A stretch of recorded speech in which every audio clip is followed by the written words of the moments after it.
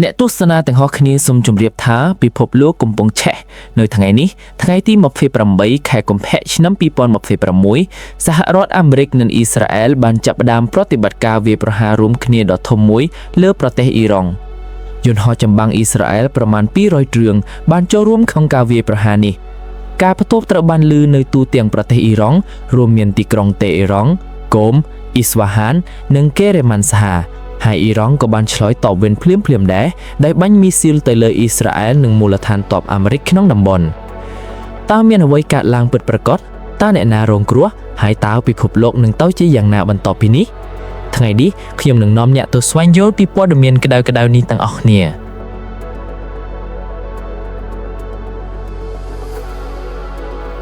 ប្រតិបត្តិការនេះត្រូវបានគេដាក់ឈ្មោះកូដថាប្រតិបត្តិការ Epic Furyការវាយប្រហារនេះមានលក្ខណៈទ្រង់ទ្រាយធំនិងស្មុគស្មាញជាងការវាយប្រហារកាលពីខែមិថុនាឆ្នាំ2025ទៅទៀត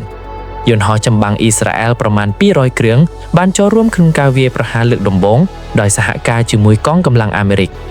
ការវាយប្រហារនេះគឺជាការឆ្លើយតបទៅនឹងការជាប់គាំងនៃការចរចានុយក្លេអ៊ែរនិងការគំរាមកំហែងពីក្រុមសកម្មប្រយុទ្ធក្នុងតំបន់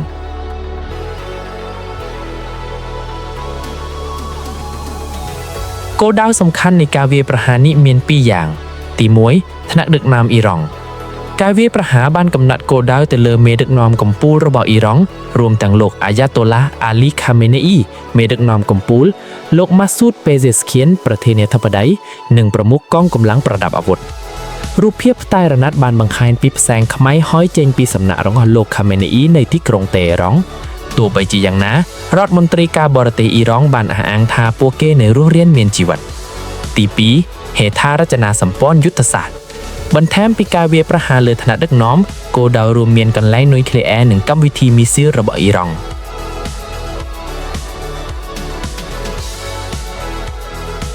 អ៊ីរ៉ង់បានឆ្លើយតបភ្លាមៗជាមួយនឹងការវាយប្រហារតបទៅវិញយ៉ាងខ្លាំងក្លាពួកគេបានបាញ់មីស៊ីលនិងយន្តហោះគ្មានមនុស្សបាយ UAV សម្ដៅទៅលើអ៊ីស្រាអែលនិងមូលដ្ឋានទ័ពអាមេរិកក្នុងតំបន់ឈូងសមុទ្ររដ្ឋឈូងសមុទ្រជាច្រើនត្រូវបានគេរាយការណ៍ថារងការវាយប្រហាររួមមានបារ៉ែនពិសេសមូលដ្ឋានទ័ពជើងទឹកសហរដ្ឋអាមេរិកកាតាកូវ៉េ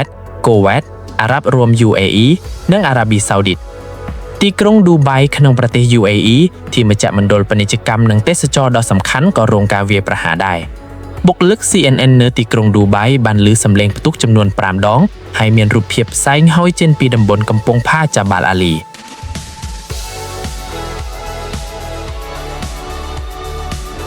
ដោយសារតែស្ថានភាពតានតឹងនេះអ៊ីរ៉ង់បានប្រកាសបិទដែនអាកាសរបស់ខ្លួនឲ្យស្រង់អ៊ីស្រាអែលអ៊ីរ៉ាក់ហ្សូបាននិងប្រទេសឈូងសមុទ្រចំនួនទៀតក៏បានប្រកាសបិទដែនអាកាសរបស់ពួកគេផងដែរការបង្អស់អ៊ីនធឺណិតនៅក្នុងប្រទេសអ៊ីរ៉ង់បានកាត់ផ្តាច់ស្ទើរទាំងស្រុងដោយសល់តែត្រឹម 4% នៃសមត្ថភាពធម្មតា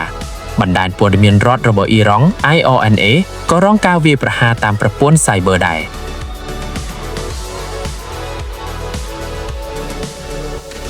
ប្រធានាធិបតីអាមេរិកលោក Donald Trump បានប្រកាសពីប្រតិបត្តិការនេះនៅលើបណ្ដាញសង្គម Truth Social ដោយហៅថាជាប្រតិបត្តិការដ៏ធំនិងកំពុងបន្ត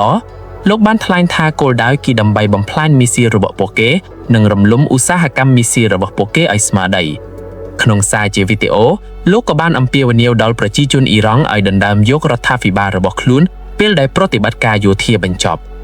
រដ្ឋមន្ត្រីការបរទេសអ៊ីរ៉ង់លោក Abbas Araghchi បានថ្លែងថាការវាយប្រហារនេះគឺគ្មានហេតុផលខុសច្បាប់និងផ្ទុយទៅនឹងច្បាប់អន្តរជាតិហើយបានព្រានរំលឹកថាអ៊ីរ៉ង់នឹងធ្វើឲ្យអ្នកឈ្លានពានទទួលមេរៀន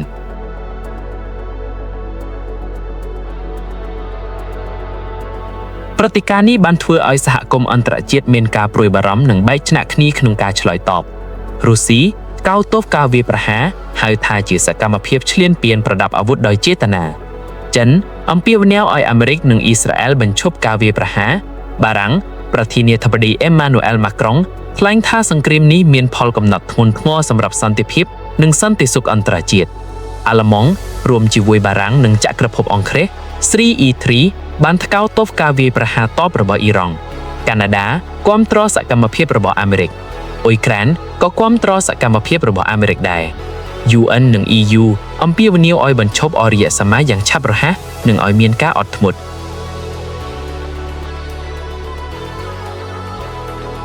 អ្នកវិភាគយល់ថាការវាយប្រហារនេះគឺជាលទ្ធផលផ្ទាល់ពីការជាប់គាំងនៃកិច្ចចរចានុយក្លេអ៊ែររវាងអាមេរិកនិងអ៊ីរ៉ង់នៅទីក្រុងហ្សឺណែវខណៈពេលដែលការវាយប្រហារកាលពីខែមិថុនាឆ្នាំ2025ផ្ដោតសំខាន់លើកន្លែងនុយក្លេអ៊ែរការវាយប្រហារលើកនេះមានវិស័យទូលំទូលាយជាងហើយការកម្រិតគោលដៅថ្នាក់ដឹកនាំបង្ហាញថាការផ្លាស់ប្ដូររបបអាចជាគោលដៅចុងក្រោយអ្នកវិភាគក៏ចង្អុលបង្ហាញថាអ៊ីស្រាអែលចង់បំបត្តិគម្រាមកំហែងពីអ៊ីរ៉ង់ឲ្យអស់ទាំងស្រុងខណៈពេលដែលអាមេរិកអាចផ្ដោតលើការទប់ស្កាត់នុយក្លេអ៊ែរ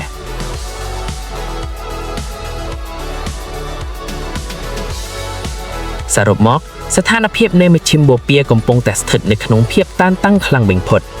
អាមេរិកនិងអ៊ីស្រាអែលបានវាយប្រហារអ៊ីរ៉ង់ហើយអ៊ីរ៉ង់ក៏បានឆ្លើយតបវិញភ្លាមៗ